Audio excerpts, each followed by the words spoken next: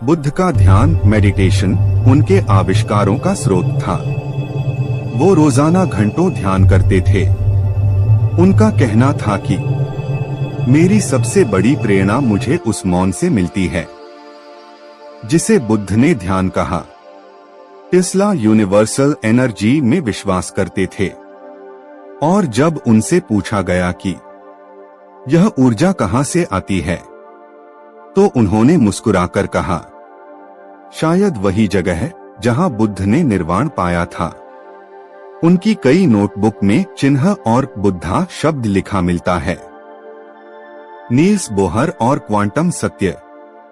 अब बात करते हैं नियल्स बोहर की।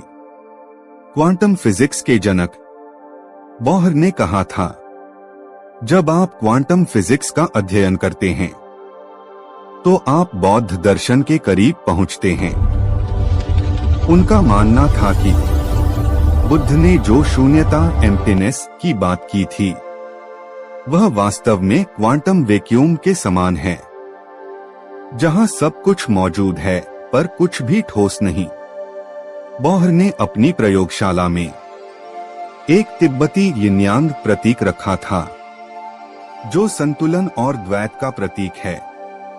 जैसा बुद्ध ने बताया, मध्य मार्ग ही सत्य है।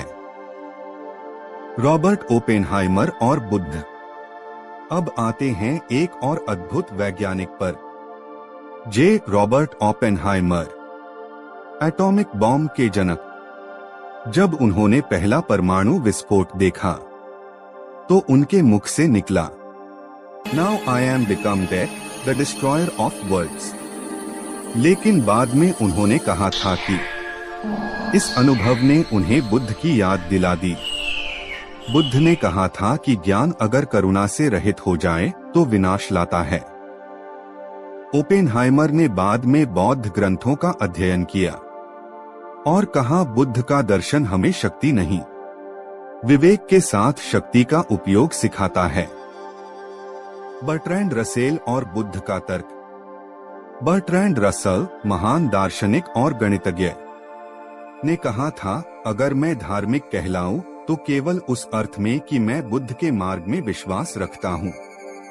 रसेल ने बुद्ध को पहला सच्चा मानवतावादी कहा। उनका मानना था कि बुद्ध ने तर्क, करुणा और आत्मनिरीक्षण तीनों को एक साथ जोड़ा। रसेल के लिए बुद्ध का धर्म साइंस ऑफ माइंड था, जहां सवाल पूछना ही भक्ति थी। आधुनिक विज्ञान में बौद्ध दर्शन